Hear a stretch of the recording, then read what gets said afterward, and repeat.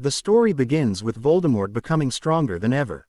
Having stolen the Elder Wand from Dumbledore's tomb, he now wields the most powerful wand in existence.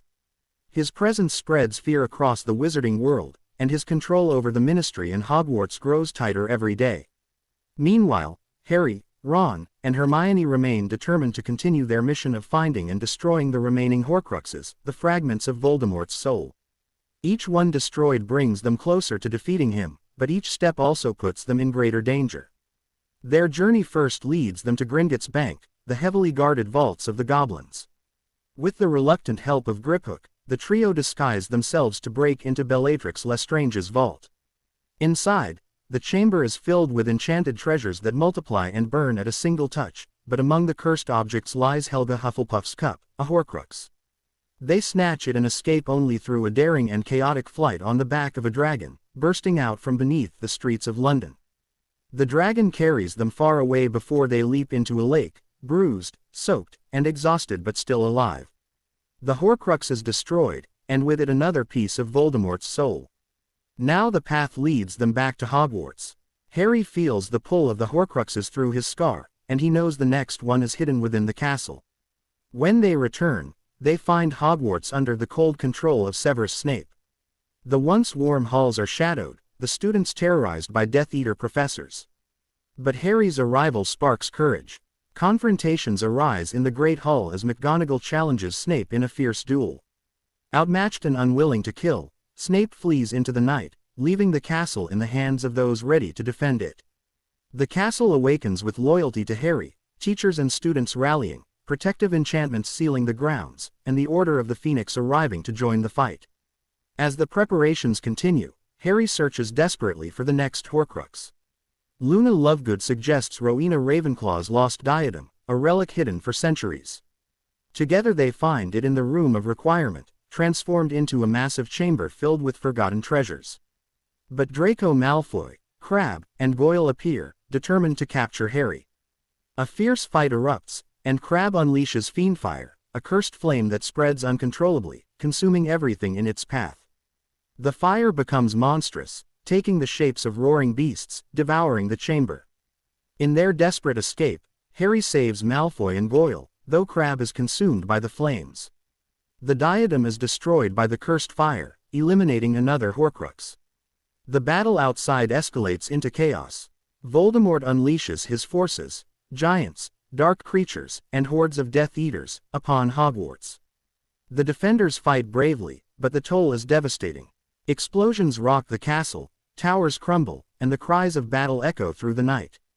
Beloved friends fall in the fighting, Fred Weasley among them, along with Remus Lupin and Nymphadora Tonks. Grief spreads among the defenders, yet they continue to fight, fueled by courage and loyalty. Harry realizes that Voldemort's snake, Nagini, is the final Horcrux.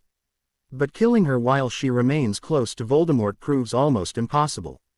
Guided by visions through his scar, Harry pieces together the truth. He himself is also a Horcrux. A fragment of Voldemort's soul resides within him, placed there unknowingly on the night Voldemort tried to kill him as a baby. For Voldemort to truly die, Harry must let himself be killed. With a heavy heart but a steady will, Harry accepts his fate. Without telling his friends, he walks alone into the Forbidden Forest, where Voldemort and his army are waiting.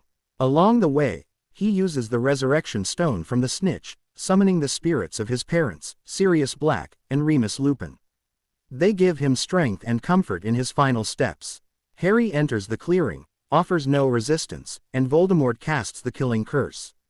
Harry falls, lifeless on the forest floor. But death does not claim him. Instead, Harry awakens in a dreamlike version of King's Cross Station, bathed in soft light. There, he meets Dumbledore, who explains that the piece of Voldemort's soul inside Harry has been destroyed by the curse. Harry himself remains alive, with the choice to move on or return. With resolve, Harry chooses to go back, knowing the battle is not yet finished.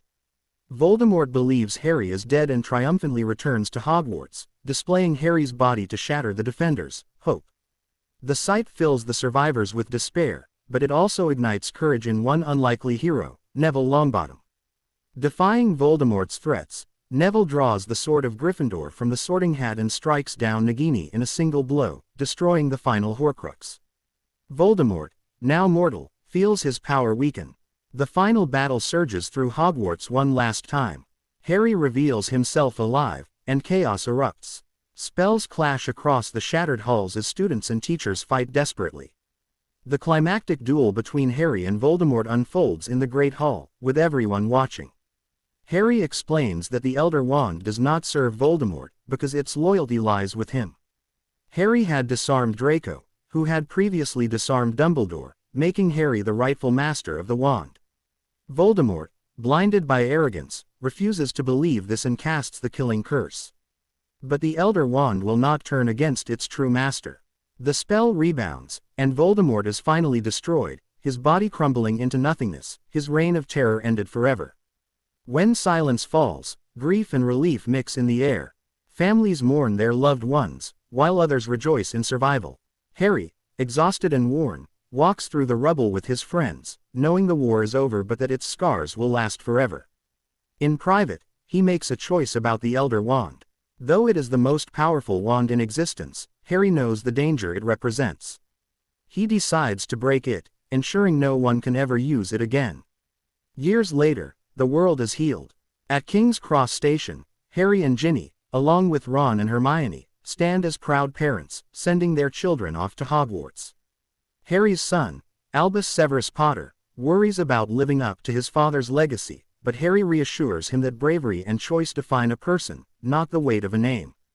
The cycle continues, but with peace restored and hope alive, the wizarding world moves forward, free from the darkness of Voldemort's shadow.